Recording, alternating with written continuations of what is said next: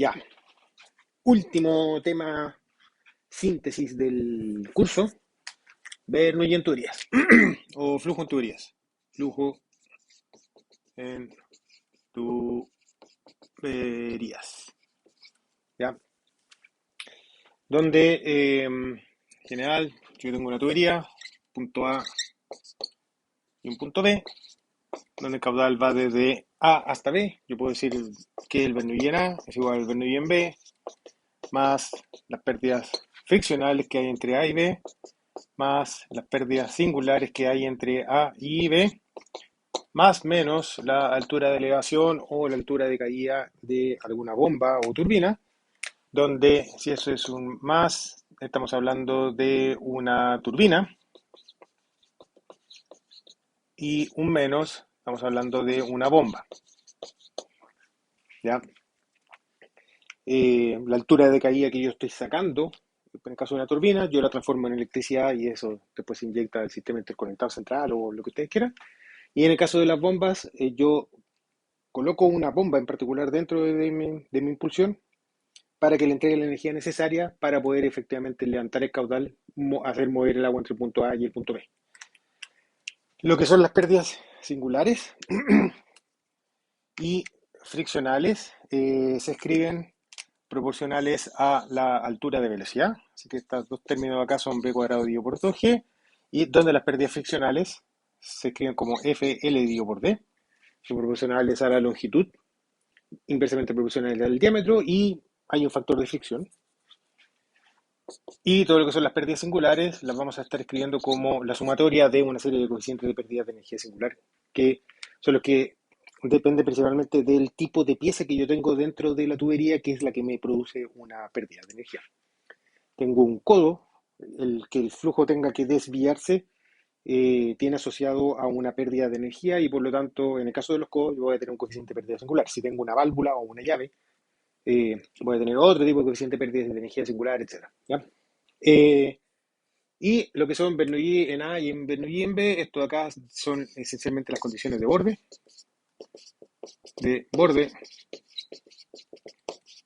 del problema, donde estas condiciones de borde generalmente están asociadas del tipo que la presión en alguna parte es igual a la presión atmosférica. Es una constante. ¿Ya? Eh, ya hemos trabajado bastante sobre este sistema, sobre todo en el último tiempo. Dos tuberías, tres tuberías, si son tres tuberías, hay tres caudales, aparece lo que es la continuidad de caudales que está pasando y métodos iterativos para poder ir resolviendo numéricamente este tipo de problemas. Eh, Así que como síntesis, vale decir de que todo esto tiene sentido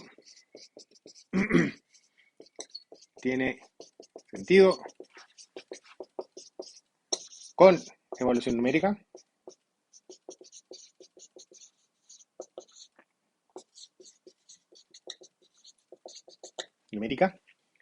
¿Ya? Ahí es donde efectivamente tiene sentido toda esta materia de Bernoulli en tuberías, y aquí aparece todos los detallitos de unidades,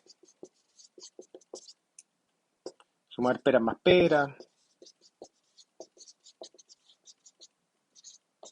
más peras, etcétera. ¿Ya? Los sistemas de unidades, trabajar en MKS, en CGS, se elegir una base sobre la cual trabajar, hacer todos los cálculos en esa base y después por último el resultado se presenta en cosas más razonables. Todo eso, que es propio de la ingeniería civil y es central de la ingeniería civil, aparece y tiene mucho sentido ahora. ¿Ya? Otra de las cosas que también involucra es que eh, existe solamente una ecuación. ¿Ya? Alguien me dice, bueno, pero el factor de fricción, bueno, pero eso es chaya. ¿Ya? Es chaya, que hay que saber relacionar. ¿Ya? Uno dice por la raíz de f, etcétera, o con la muy bien. Pero en general uno tiene una pura ecuación. Y esa ecuación se puede ocupar de dos formas, ya sea de problemas de diseño,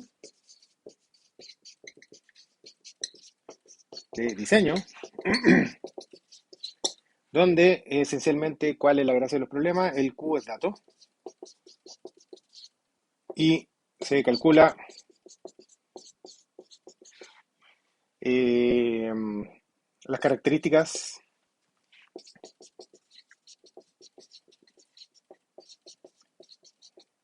de la tubería para que Q escurra, ¿ya? Para que efectivamente escurra el caudal Q que yo necesito que vaya desde el punto A hasta el punto B. Entonces, en los problemas de diseño, como les decía, el caudal es un dato. Yo estoy construyendo esta cosa porque necesito mover 1 litro por segundo desde A hasta B.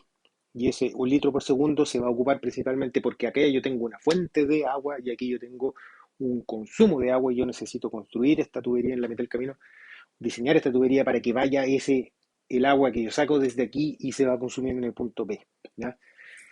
Eso sería lo que es el tema de los caudales de diseño y cuáles son las cosas que yo eventualmente puedo diseñar, si es que necesito o no una bomba, cuál es el diámetro que va a estar funcionando dentro del sistema de tubería. Y esas son las dos cosas que eventualmente se podrían estar diseñando, o alturas de estanque, si es que tengo un estanque en el punto A. Esas son como las tres cosas que se necesitan o que se diseñan a partir de este resultado de acá. La longitud, uno generalmente está amarrado a que el punto A está acá y el punto B está acá, así que es bien poco lo que se puede hacer. La pérdida de energía singular, uno está amarrado a que en la mitad del camino hay varias cosas que van a estar haciendo que se pierda energía. Eh, Así que en general, cuando se está hablando de los diseños, son determinar diámetros para que escurra el caudal, determinar alturas de elevación de las bombas para que escurra el caudal, o determinar alturas de los tanques en el punto B para que escurra el caudal que yo necesito.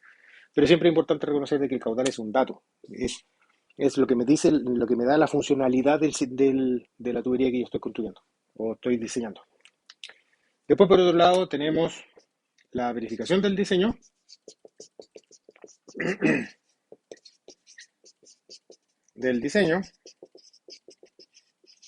donde ahora las características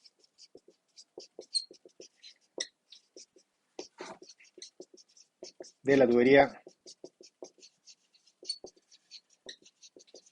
son datos y por lo tanto uno calcula Q, el caudal que está pasando. ¿Ya? Cuando aparecen estas verificaciones de diseño es porque en general el diámetro, no sé, pues le aparece un número con 16 decimales para el lado. Pero ustedes no van a ir a ninguna fábrica de PVC que les diga que necesita una tubería de PVC con estos 16 decimales. Eh, entonces están obligados a redondear, ¿ya? Redondear según cosas, números redondos y que suenen bien, o redondear y ceñirse a diámetros comerciales de una tubería, ¿ya? Entonces yo tengo que ver cuál es el caudal que efectivamente va a estar pasando para estas condiciones, que son las condiciones reales que van a estar operando en el sistema. Tengo que ver, por ejemplo, qué es lo que está pasando con el caudal, si es que coloco una bomba más grande, qué es lo que está pasando con el caudal, si es que el estanque me cambia un poquito, la altura de agua en el estanque aumenta o disminuye, ¿ya? Si disminuye va a pasar más caudal, si aumenta la altura va a pasar más caudal, si disminuye la altura en un eventual estanque en el punto A va a pasar menos caudal y todo ese análisis se está haciendo mediante estos problemas que yo digo que son de verificación del diseño, pero esencialmente el mensaje es de que ahora las características de la tubería, de la impulsión o de lo que sea, de la obra que ustedes tengan, es un dato. Y yo tengo la incógnita que tengo que ser capaz de resolver es el caudal.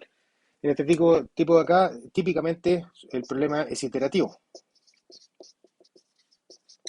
Iterativo. Muy de la mano con lo que es la evaluación numérica, que es lo único que le da sentido a este tipo de problemas en tubería. ¿Ya? Y bueno, detalles adicionales, aquí aparece, generalmente la presión en la tubería tiene que ser mayor o igual a la presión de vapor. Es algo que se verifica mediante lo que son las líneas de energía,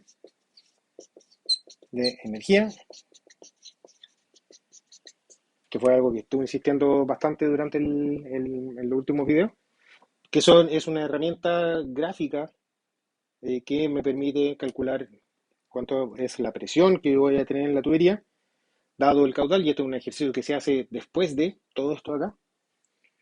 Se calcula la línea de energía y se verifica entonces de que la presión tiene que ser mayor la presión de vapor, y eso me condiciona eventualmente ubicación de bombas, me condiciona que yo tenga que eventualmente agregar una bomba adicional para levantar la presión localmente en ese punto ahí.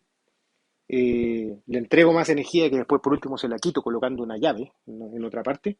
Pero si tengo que pasar por un punto alto, a lo mejor tengo que agregar una bomba para que el agua efectivamente pueda pasar por el punto alto con una presión mayor que la presión de vapor. Pero ese extra de energía después se lo tengo que quitar de alguna manera con alguna llave en el otro caso. Ya, pero estos son tipos de problemas que se tienen que ir verificando en la medida que uno va haciendo el cálculo.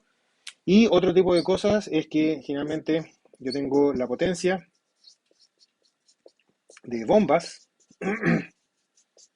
que como bien saben está asociado al consumo eléctrico,